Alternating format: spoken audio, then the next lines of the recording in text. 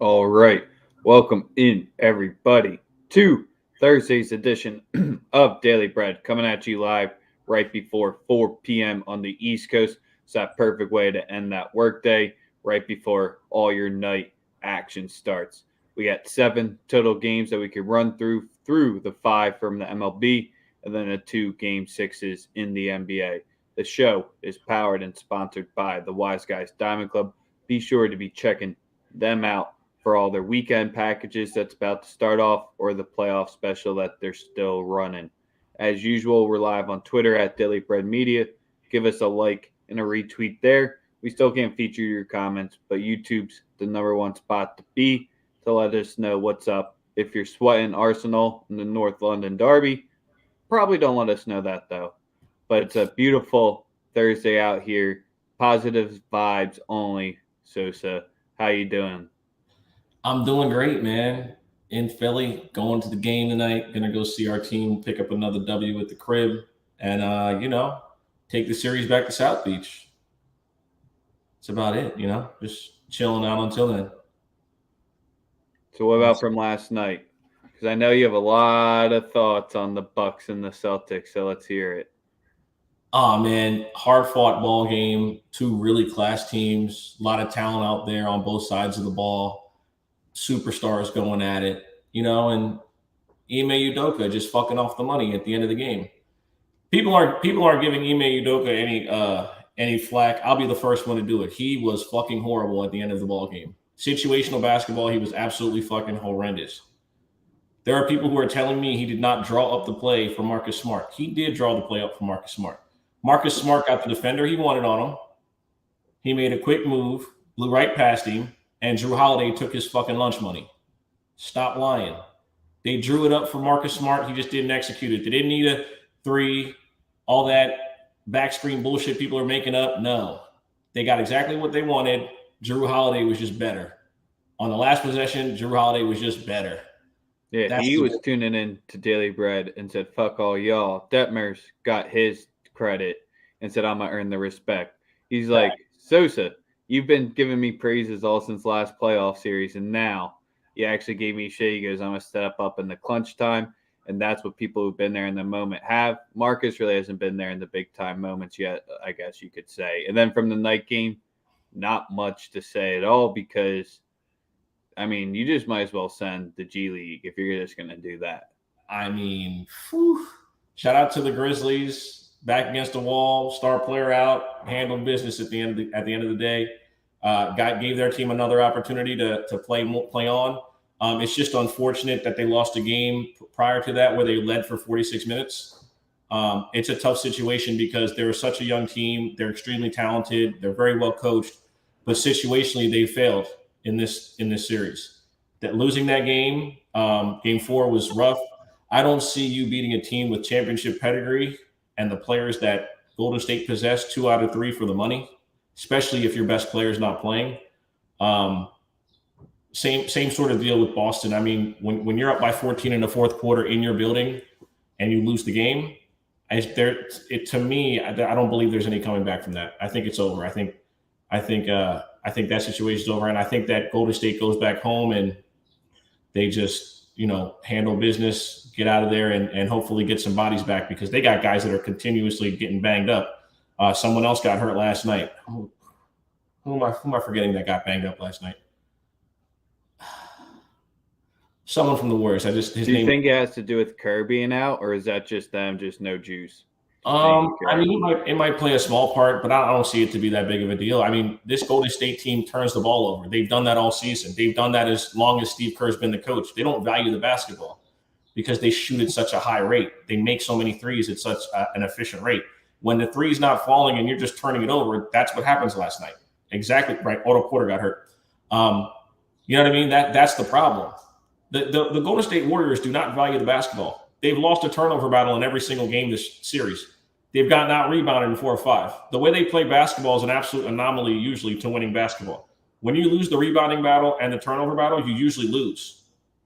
9 times out of 10, you lose. That's how good Golden State is. They can just run you off the court and turn the ball over left and right, and it not even matter. There's not another basketball team we've seen win like that with that formula. At least not championships. There are teams that have done that, but not won championships like they have. Yes, sir. So that's the recap from last night. Make sure to give us that like, retweet. We appreciate all of you tapping in with us. Time to get into the 5 MLB games. I don't know why a chopper just went over. Hopefully they ain't coming for me yet. Sosa, I guess we just have to address the head-to-head series we got. Will the Phillies win one game? Yeah, they'll get one. Will it be tonight with Wheeler on the mound? If they do, it'll be tonight. I don't think they. If they do, if they get one, it'll be this week. Yeah, I mean, we're traveling back home. Y'all were already on the West Coast waiting for us. You got one of your better pitchers on the mound. If you're going to win a game tonight, that's why the run line for the Dodgers are plus money, and we're definitely fucking taking it, no question. So, it doesn't really matter, because if you're getting it at plus 145, you have to bet it. The rules are the rules. I don't make them. I mean, those are your rules that you live by.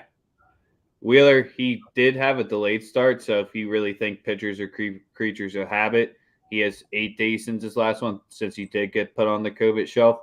So you'll know how much he was pitching through those days. So that's kind of where I can't argue against that. And the Dodgers only be listing around like minus 140 for a home game. Very fishy against this Phils squad. Absolutely. It really doesn't make a ton of sense. Obviously, Anderson hasn't been good. Might be a bullpen night, right? And then if it's a bullpen night, it won't be your best guys out the bullpen.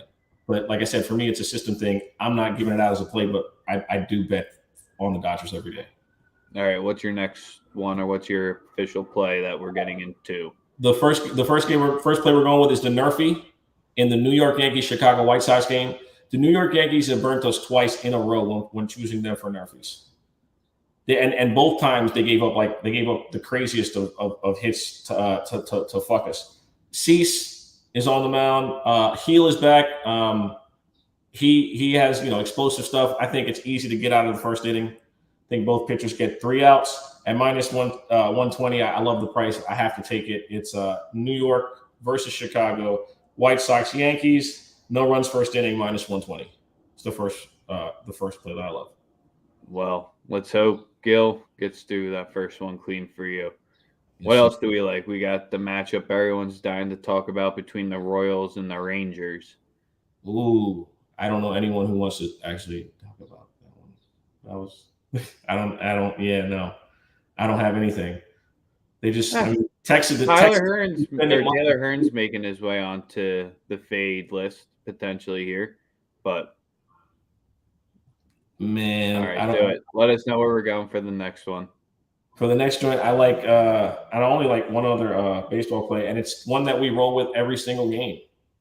It's Sergio's already rocking with us, so he already called it out for us. He's probably saying we've been this far through the baseball slate and haven't said it.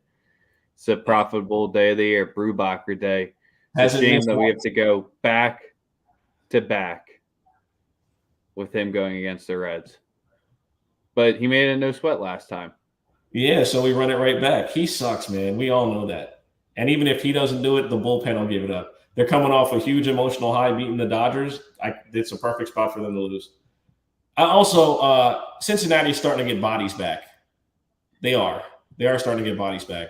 Like, no one expected them to be – I mean, we didn't expect them to be good, but we didn't expect them to start this bad. You know what I mean? There's got to be some level of regression to the mean, right? They can't suck that bad all season. That's impossible.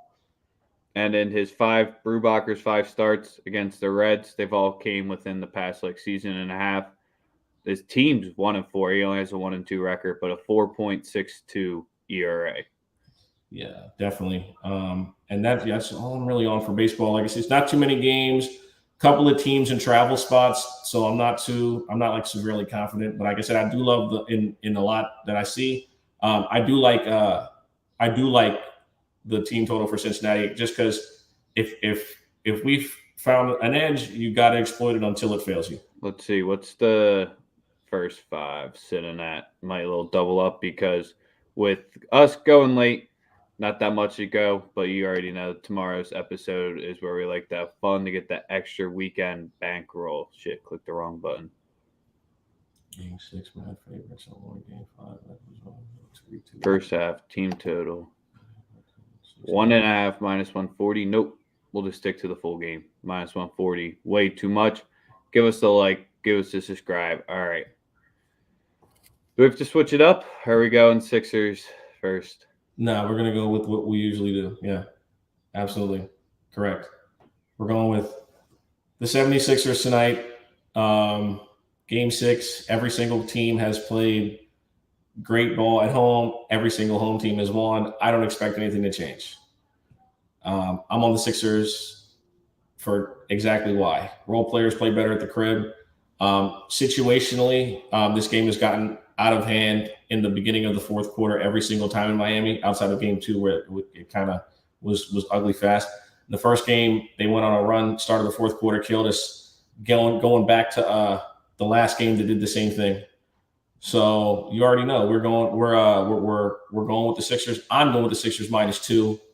I have no other reason but the fact that the trends of the series. Teams play well at home, others haven't. Simple as that for me. So that's a good stat from LJ from H-Town. Game 6 road favorites that won 5. I mean, small road favorites you got in. I think he's referring to the other game since that would only apply to the Suns Mavs since the Sixers are the favorites here. I mean, I think this one goes 7. Be the first series that we get to go 7, and I don't know what it is and the game 5s in this both series, but it's been just Doc's put up or shut up games in the playoffs. His team needs to be down, I guess, for him to get there because when it's tied or when he has the advantage, that's when he kind of comes out with a limp. You fill in the blank. So that's where I think with the team down at home, I think they get the dub here. And then in game 7 fashion, who the fuck knows? I thought it was going to go 7 regardless. Jay Reach, hold on to your butts, as Samuel L. Jackson said in Jurassic Park. If you're going to take Sixers wire to wire plus 260, I think the Heat are going to definitely put up, but I'm rocking the same place you got here. What we like from the players prop, you like Maxey?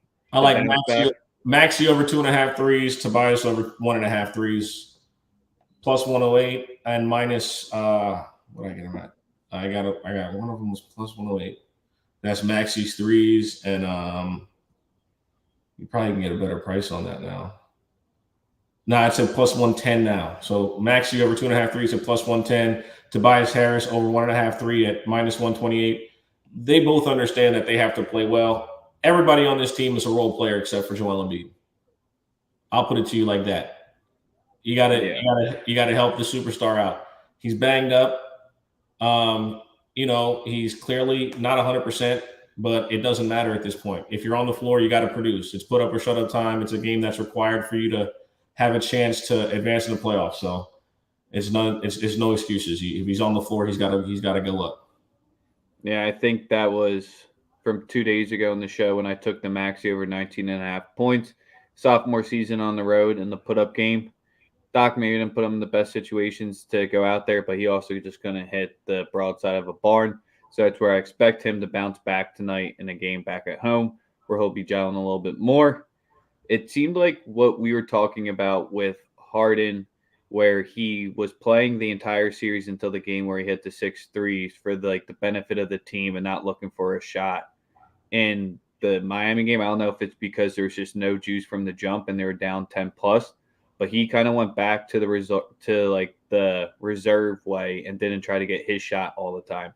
And the Sixers offense in that last game was just completely putrid, where it was a shot within 6 seconds on the shot clock that had nothing to do with flow. And the minute they had flow, it was a turnover.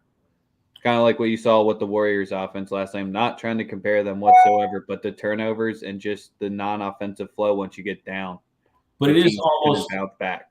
It's almost a mirroring situation though. Like I would much rather get my ass whooped by 30 heading back home than lose a close game at home and in which I should have won like Boston just did. You feel what I'm saying? It's like it's okay. Like we've seen us not perform well on the road. Like obviously that's something you need to correct in the event that you want to win a game 7, right? But you have to handle the task that you can control, and that's winning tonight. That's it. And we've seen in this series until it proves it wrong. No road teams won it yet, so you just got to ride with the home momentum. which I don't want my prediction to come true from the round table because that was in Game 7. All right, let's get to the Mavs. The Suns, Sosa. I don't know if you said it was official. We're going head-to-head here, but I'm rocking with the Mavs on the money line. I got them at plus 110. Same exact thing as the Sixers. You just got to rock where the role players have been stepping up. Finney Smith cannot be the guy again tonight for the Mavs. I've been talking about him probably more than any other Dallas Mavs pod that's been out there right now. Yeah. It's the fact where he just needs to get me 10 or 12 tonight. I think the Mavs can get through because I think this is the Luka torch scorched earth game. I think this is the one where he could go for 48 plus tonight. So I think that's where he will be able to get it over the line himself, and I think he will get a little bit of help. And I think the Suns will just go back and close it out at home at this point. From what I've seen from this Mavs side, Monty is too well of a coach where the plus 110, I don't think is what cappers would say is plus EV.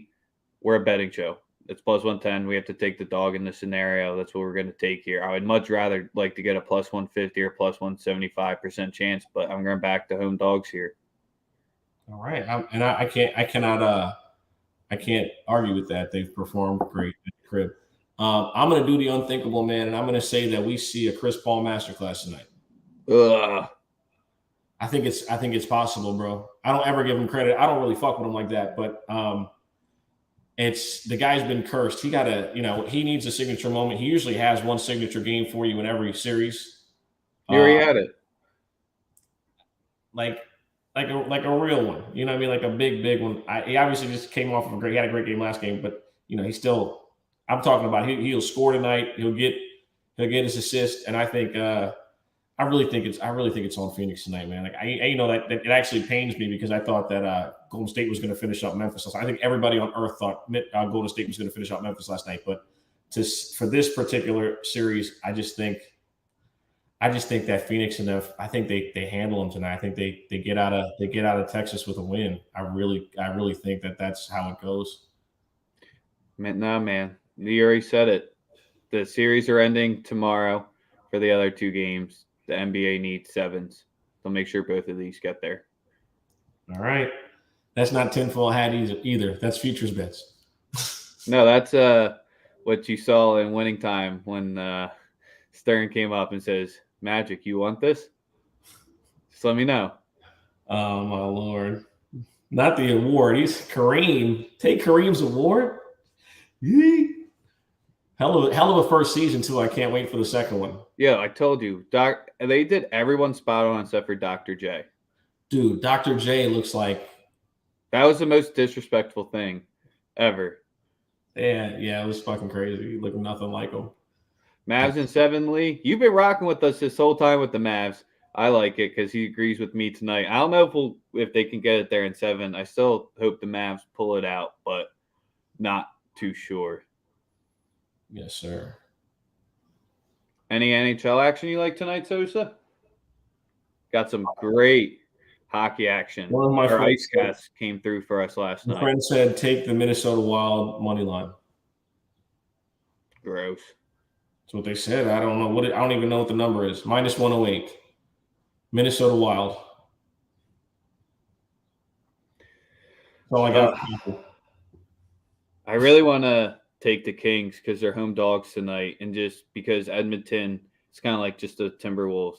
They'll just never win a playoff series regardless, ever. Jesus Christ. KG's not walking through those doors. Your GOAT, McDavid. Going to get eliminated in the first round. I never said he was my GOAT. Shout out to Evander Kane, though. Evander Kane been getting people paid. He had, his wife said he got a gambling problem. So, shout out Steven, to him. If you've been following Andy of Sports, he's definitely saying puck lines are profitable here. I think this goes to overtime, though, tonight. But I do like the Kings to win it. They have no business winning the series, and they're going to pull it out. Hope the Hurricanes close it out as well tonight. We won't keep any official NHL action, but Sosa and Rex breaking down the puck action tonight. That's about it. Started off with MLB. Then we got into the NBA action. You already know who we're rocking with there. London Derby's now 3-0. Son got the goal. Too easy. I think Toronto does it. We out. Peace.